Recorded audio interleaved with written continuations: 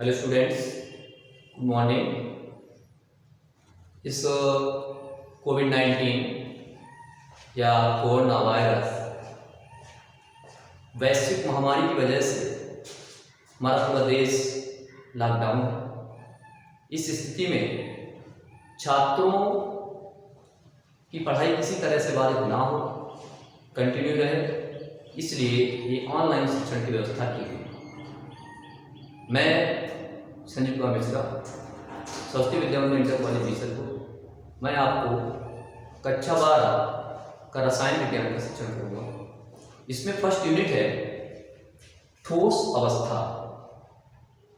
12th में first unit होगी वो है ठोस अवस्था, या इसको कहते हैं सॉलिड स्टेट। तो सबसे पहले हम बात करते हैं कि द्रव्य क्या होता है। द्रव्य जो स्थान घेरते हैं, जिनमें कुछ जिनका द्रव्यमान होता है, वो द्रव्य कहलाते हैं। द्रव्य को 3 भागों में बांटा गया है: ठोस, द्रव, गैस। द्रव और गैस के बारे में हम ऑलरेडी इसका पढ़ चुके हैं।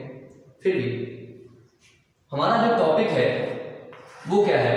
ठोस अवस्था। तो सबसे पहले हम समझते हैं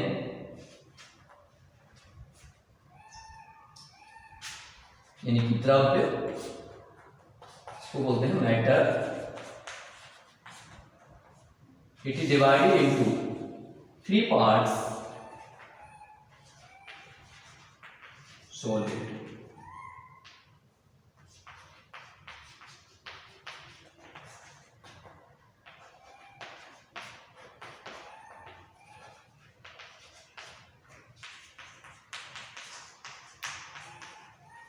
ठोस, द्रव और गैस। ठोस, द्रव, गैस ये घटक कणों की व्यवस्था के आधार पर जो ठोस पदार्थ होते हैं, जिनमें घटक कण क्या होंगे? बिल्कुल पास पास में होते हैं, यानी इनके मध्य जो अंतराकणीय दूरी होगी वो क्या होगी? न्यूनतम होगी। दूसरा, एक ठोस पदार्थ के जो घटक कण हो सकते हैं, अणु, परमाणु या आयन, ये क्या है? प्रबल अंतराकणीय बल के द्वारा जुड़े रहते हैं, इसलिए क्या होता है? इनका घनत्व बहुत अधिक होता है। द्रव में क्या होता है? ये जो बल है, अंतराकणीय बल, ये क्या होगा? इसकी तुलना में कम होता है। गैस में क्या होता है? गैस में ये लगभग नगण्य होता है। इसी कारण क्या है? गैस के पार्टिकल जो होते हैं वो आसानी से मूवमेंट कर सकते हैं, गति कर सकते हैं, जबकि ठोस के जो कण होते हैं वो अपने स्थान पर कंपनी सिर्फ कर सकते हैं। इनमें स्थानांतरित गति नहीं होती, इनमें भी गति होती, इनमें भी गति होती है। दूसरा, ठोस का जो आकार और आकृति है और आयतन है वो क्या है? निश्चित है।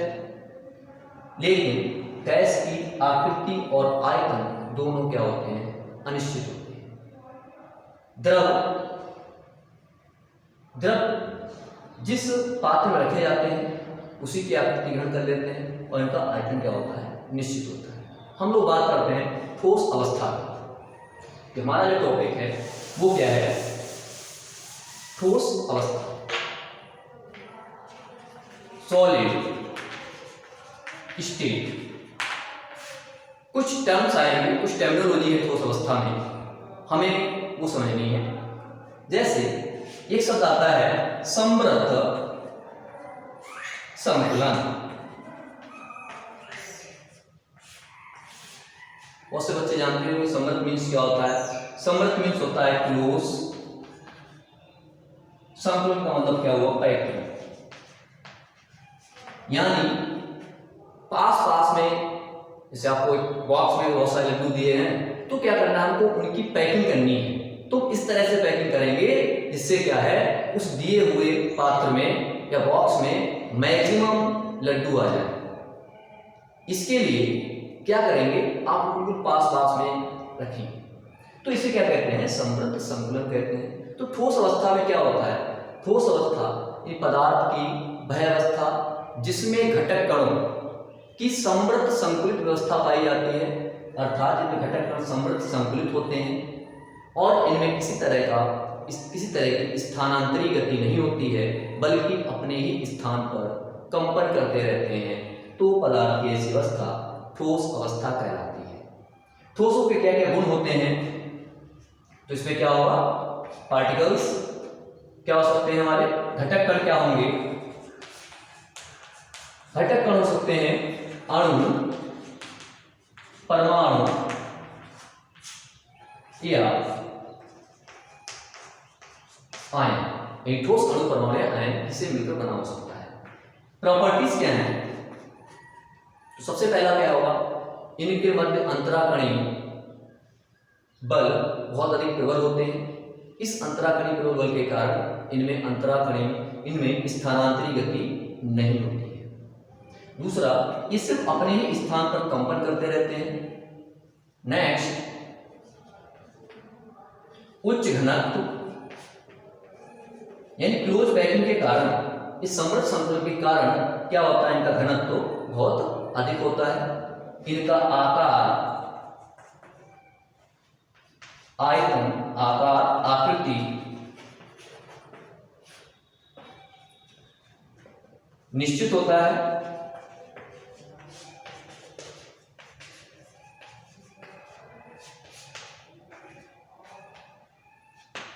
ये सभी दृढ़ होते हैं। नेक्स्ट,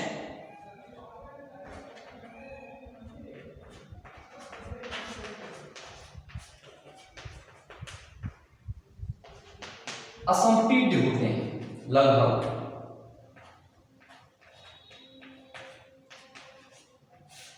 ये कैसे होते हैं, इनकम्प्रेसिबल होते हैं। जो घटक कण होते हैं वो इतने ज्यादा क्लोज पैक्ड होते हैं कि उनके बीच में लगभग जो स्पेस है मिनिमम है, नगण्य है, नेग्लिजिबल है, इसलिए क्या होते हैं असंपीड्य। इसका मतलब क्या हुआ, इनको अगर हम प्रेशर के द्वारा हाई प्रेशर लगाएं, दाब लगाएं, तो उस दाब के द्वारा क्या होगा, ये दबेंगे नहीं, कंप्रेस नहीं होंगे, इसलिए क्या है ये असंपीड्य होते हैं। एग्जाम्पल जैसे आयरन का टुकड़ा आप ले लीजिए, आयरन, निकेल, लोहा, टीन, प्लास्टिक, तो ये सब क्या हो गए, ये सब ठोस के एग्जाम्पल। अब आते हैं नेक्स्ट टॉपिक है इसमें, ठोसों का वर्गीकरण।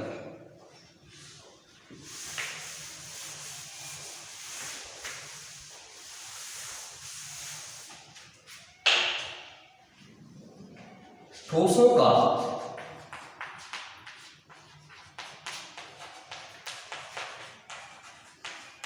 वर्गीकरण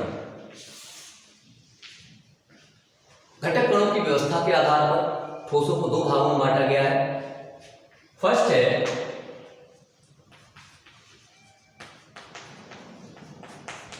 क्रिस्टलीय ठोस और दूसरा है अक्रिस्टलीय ठोस। बहुत इंपॉर्टेंट है, क्रिस्टलीय ठोस और अक्रिस्टलीय ठोस दो भागों में इनको बांटा गया है। दोनों की डेफिनेशन और डिफरेंस दोनों एक साथ करते हैं। क्रिस्टलीय ठोस का मतलब क्या हुआ, यानी ये जो क्लासिफिकेशन है ये घटक कणों की व्यवस्था के आधार पर। तो इसमें घटक कणों की दो प्रकार की व्यवस्था पाई जाती है, एक दीर्घ परास व्यवस्था और एक लघु परास व्यवस्था। दीर्घ परास व्यवस्था का मतलब क्या हुआ कि जो जितने भी घटक कण हैं जिनसे मिलकर कोई ठोस बना हुआ है, उनकी व्यवस्था क्या होगी, पूरे स्थल जालक में नियमित रूप से होगी, कहीं पर भी अनियमित नहीं होगी। तो ऐसे ठोस जिनमें घटक कणों की नियमित अर्थात दीर्घ परास व्यवस्था पाई जाती है, ऐसे ठोसों को क्रिस्टलीय ठोस कहते हैं। दूसरा अक्रिस्टलीय ठोस, यानी ऐसे ठोस जिनमें घटक कणों की अणु, परमाणु या आयन की लघु परास व्यवस्था पाई जाती है, अर्थात कुछ दूरी तक तो क्या होगा, नियमित व्यवस्था होगी, उसके बाद क्या हो जाती है, अनियमित हो जाती है। तो ऐसे ठोसों को कहते हैं अक्रिस्टलीय ठोस। तो इसमें घटक कणों की क्या हो गई, दीर्घ परास व्यवस्था,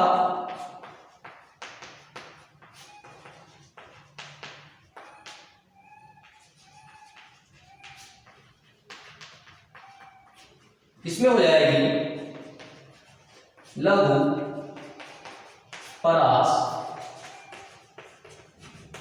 व्यवस्था। नेक्स्ट, क्रिस्टलीय ठोसों का जो गलनांक होता है वो निश्चित होता है। जैसे क्रिस्टलीय ठोस है NaCl साधारण नमक, तो उसका गलनांक क्या होगा, फिक्स होगा, अपना फिक्स मेल्टिंग पॉइंट होगा, उसी पे जाके मेल्ट होगा। जबकि अक्रिस्टलीय ठोसों का जो गलनांक होता है वो एक रेंज में होगा, एक परास में होगा, निश्चित नहीं होता है। जैसे रबड़ है, प्लास्टिक है, उसका गलनांक 120 से 200 डिग्री सेंटीग्रेड। इस तरह से क्या होगा, कोई एक रेंज होगी। पहले क्या होगा, वो मेल्ट, थोड़ा सा मेल्ट करेगा, फिर और मेल्ट करेगा, इस तरह से। नेक्स्ट गलनांक, निश्चित इसमें गलनांक की एक परास होती है। अगला है, अगर हमको किसी स्वाद या चाकू से काटें तो पिछली ठोस क्या होते हैं, नियमित रूप से कटते हैं, ये क्या होते हैं, अनियमित रूप से कटते हैं। व्यवस्था के कारण इस तरह से होता है। नेक्स्ट बहुत इंपॉर्टेंट है, विषमदैशिक प्रकृति के होते हैं पिछली ठोस, विषमदैशिक प्रकृति के होते हैं, जबकि अपिछली ठोस समदैशिक प्रकृति के होते हैं। मतलब क्या हुआ, विषम मीन्स अलग अलग, दैशिक मीन्स दिशाएं, यानी अगर हम किसी ठोस में, किसी पिछली ठोस की भिन्न भिन्न अगर हम दिशाओं में जाएं तो हमको क्या होगा, उसके भौतिक गुण भिन्न भिन्न प्राप्त होंगे। जैसे भौतिक गुण में क्या हो सकता है, अपवर्तनांक हो सकता है, चालकता हो सकती है। तो क्या होगा, ये अलग अलग दिशाओं में अलग अलग हमको प्राप्त होंगे।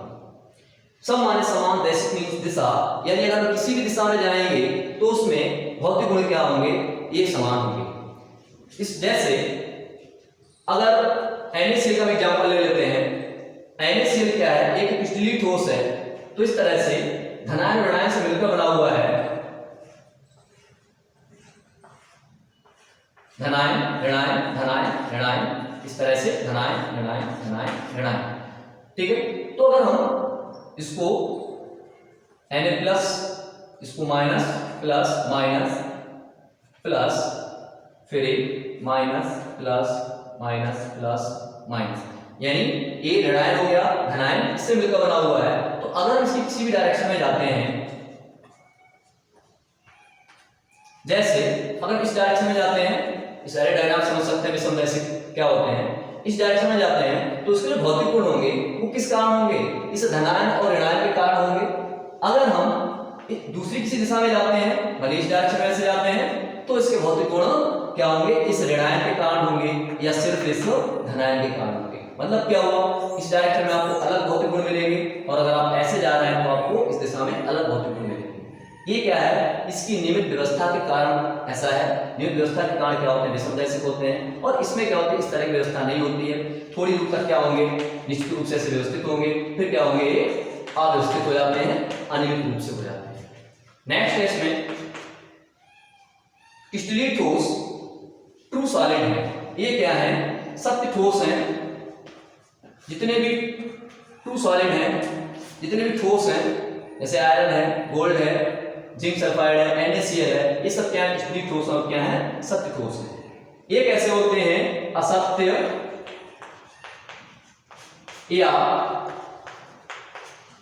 या चलम ठोस। दूसरा इनका एक और भी नाम है, वो है अमार्फस सॉलिड, यानी ये अतिशीतित द्रव्य हैं, इनको कहते हैं सुपर कूल्ड लिक्विड। क्रिस्टलीय ठोस को अंग्रेजी में कहते हैं अमार्फस। अमार्फस मीन्स होता है टू फ्लो, अमार्फस मीन्स होता है टू फ्लो, यानी बहने का गुण।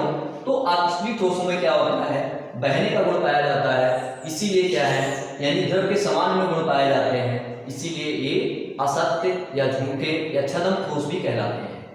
जैसे इसका एग्जांपल समझ सकते हैं, गिलास बहुत ही कॉमन सा एग्जांपल है, कांच।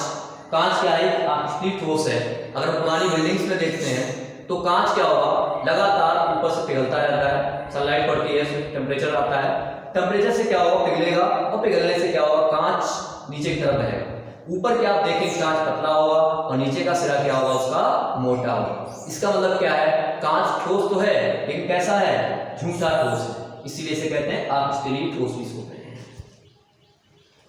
एग्जाम्पल हो जाएंगे Fe, ZnS, NaCl। इसके एग्जाम्पल हो जाएंगे रबर, प्लास्टिक, कांच, etc। Thank you.